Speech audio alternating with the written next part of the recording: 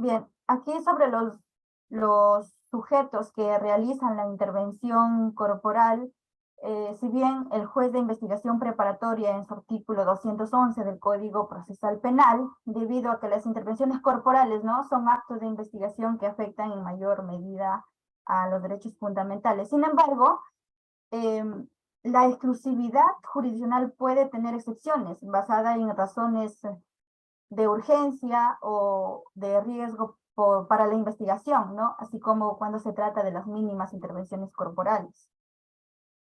Aquí el fiscal, en caso de urgencia o peligro de demora, también lo que quiere decir es que la policía o la fiscalía puede realizar esta investigación una vez finalizada, tiene que solicitar la confirmación. También está la policía y el Ministerio Público en las mínimas intervenciones como base el artículo 211, inciso 5.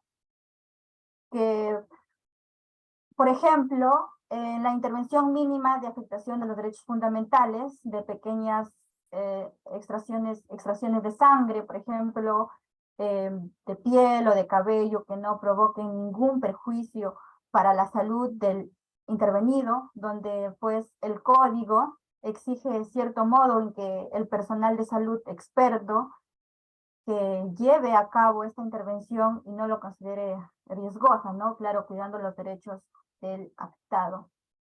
También está la profesión del médico o de otra especialidad. Como ejemplo, aquí podemos mencionar normalmente el personal de salud que tenga cualidades para realizar ese tipo de actos de investigación. Supongamos un ejemplo, que una persona está conduciendo, ¿no?, un vehículo con síntomas de haber llevado alcohol, que puede hacer este tipo de actos de investigación.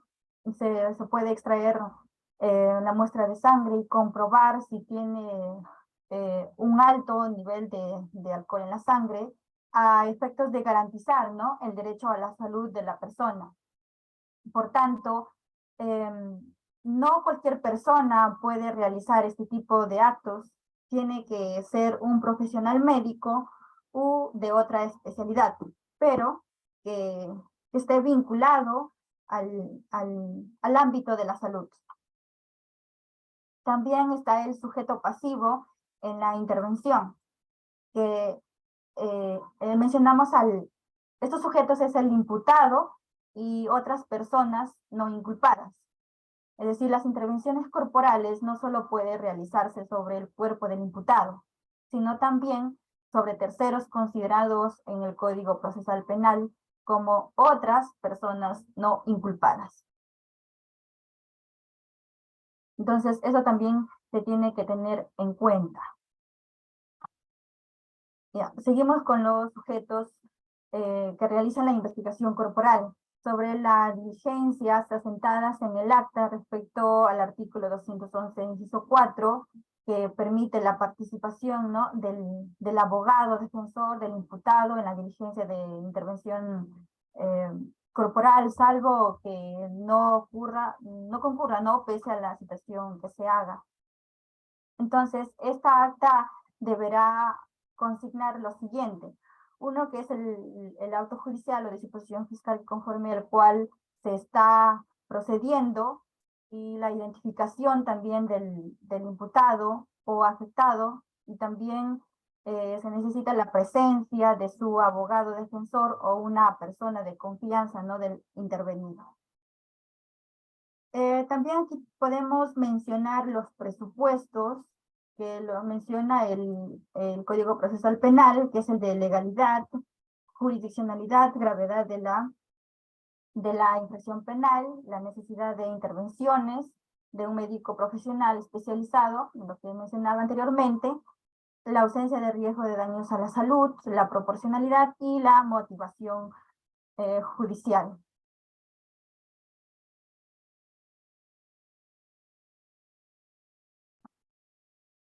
Bien, respecto al allanamiento, con base al artículo 214 del Código Procesal Penal, donde, pues, en gran medida el allanamiento es una medida, digamos, una medida limitativa de derechos fundamentales a la inviolabilidad de domicilio. Esto es autorizada jurisdiccionalmente por el juez. Es decir, para que exista el tema de allanamiento, se debe cumplir con un requisito indispensable, que exista una autorización judicial. También que el auto esté debidamente motivada en el tema de peligro procesal. Y estos requisitos de medida son la jurisdiccionalidad que están a cargo de la autorización o el mandato judicial, también los motivos razonables, que son que se van a considerar que el imputado o alguna otra persona que se encuentre en allanamiento para poder proceder con su detención, ¿no?, en los bienes delictivos o cosas que sean relevantes para la investigación. Entonces, para que esta medida fiscal tiene que solicitarlo a través de un requerimiento al juez, ¿no?, de investigación preparatoria. Entonces, esta medida no se le pone en conocimiento a la contraparte. Eso es importante, no se le pone conocimiento a la contraparte durante la etapa de admisión, sino se pone a conocimiento en la etapa de ejecución. Recién ahí se pone a conocimiento. Y el objetivo material es que el allanamiento es en donde el domicilio está entendido, ¿no?, de manera más amplia, que se van a requerir este procedimiento. Y también está sujeto a las condiciones del comportamiento, pues, donde vive, es decir, que se ejerce de su vida privada, ¿no?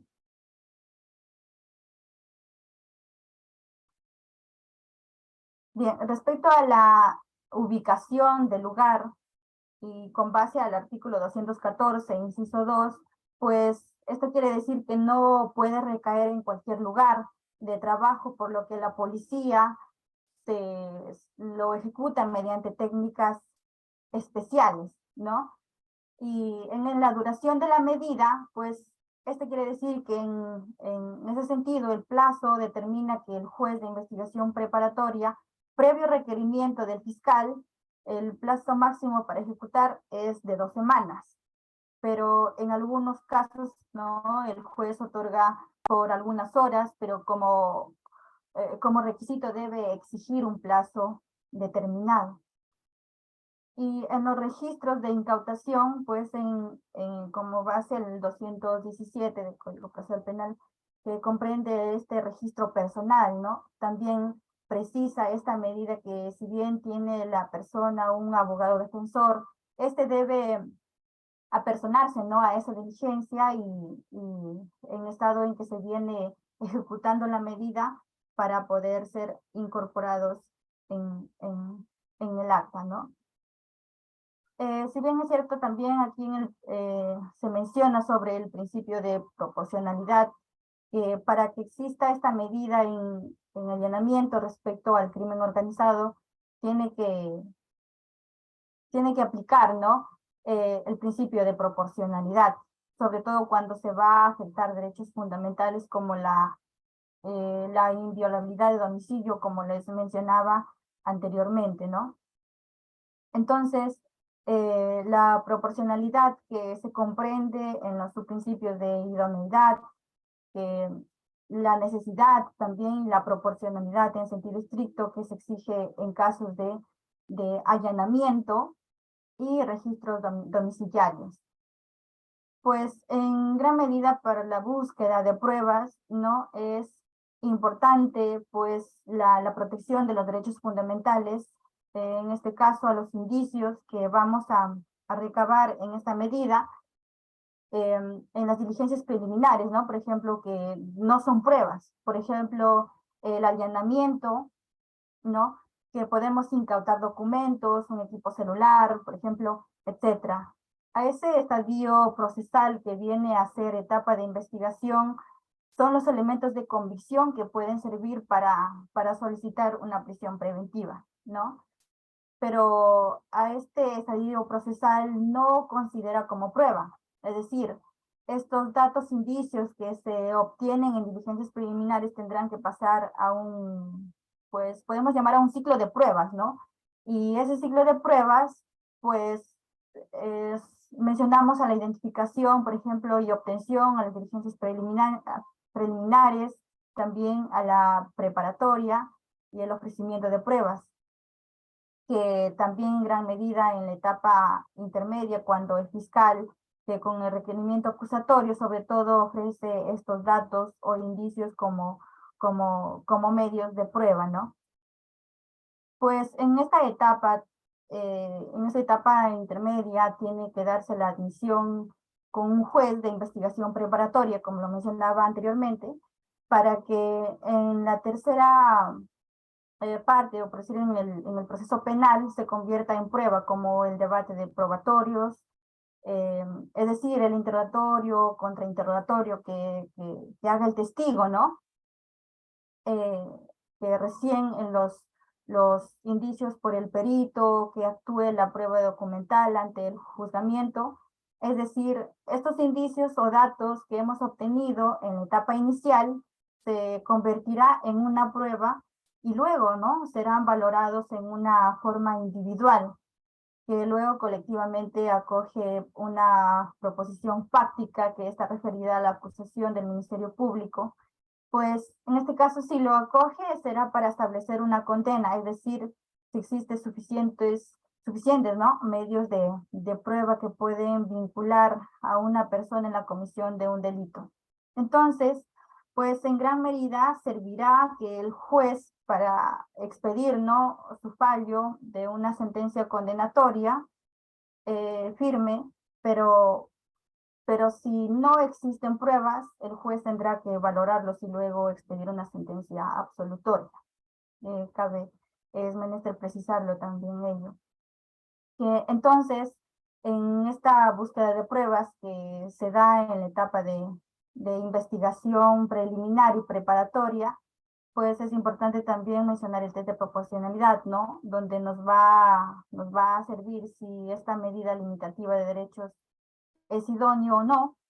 Eh, por ejemplo, en el allanamiento haremos un test de proporcionalidad, como lo mencionaba anteriormente, entre el derecho a la libertad de inviolabilidad de domicilio y a la búsqueda de información por parte del Ministerio Público. Entonces, haremos el análisis de los subprincipios de necesidad, idoneidad, propiamente dicho, ¿no? Que si bien es cierto, consideramos como única medida para obtener indicios sobre lo que acogemos al allanamiento. Claro que este tema de videovigilancia, ¿no? Que establece sobre todo para delitos violentos, vinculados a organizaciones criminales, ¿no? De corrupción de funcionarios, que no se realiza videovigilancia para cualquier tipo penal, ¿no? Como lo mencionaba, por ejemplo, no aplica videovigilancia para no sé, un homicidio, para usurpación. En este sentido, tiene un requisito que tener autorización, ya sea por parte de una disposición fiscal, para realizar las grabaciones en ambientes públicos, como por ejemplo el parque, la calle, ¿no? O la playa, para ambientes cerrados, por ejemplo, en el interior de un bien inmueble que requiere autorización judicial. Entonces, en gran medida, esto sería mi disertación en el tema de búsqueda de pruebas y también sobre la restricción de derechos. Gracias. Muy bien, estimada Elita, muchísimas gracias por tu excelente disertación, bastante clara y precisa. Agradecerte en nombre del Círculo de Estudios de Litigación Penal Lex Vita por la exposición y felicitarte por la disertación que ha estado bastante buena. Antes de concluir, bueno, vamos a ver si es que alguno de los compañeros desea formular alguna interrogante. Si es que desean hacerlo, pueden realizar su pregunta por medio del chat o levantar la mano. Caso contrario, estaríamos dando por culminada la sesión del día de hoy. Vamos a dar unos segundos a ver si es que alguien desea formular alguna pregunta. A ver.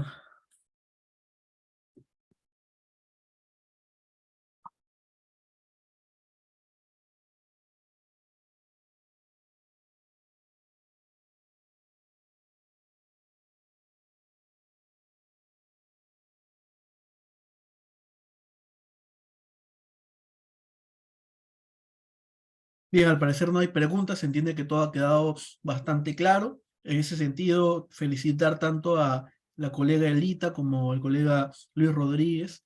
Ambos han realizado excelentes disertaciones, así que bueno, agradecerle a ambos por el esfuerzo empleado para brindar estas ponencias tan interesantes, ¿no? Respecto a temas relevantes que obedecen, ¿no? Al módulo que estamos realizando en esta oportunidad. En ese sentido, muchísimas gracias, Elita, muchísimas gracias, Luis, y muchísimas gracias a las personas que han estado presentes visualizando estas dos sesiones.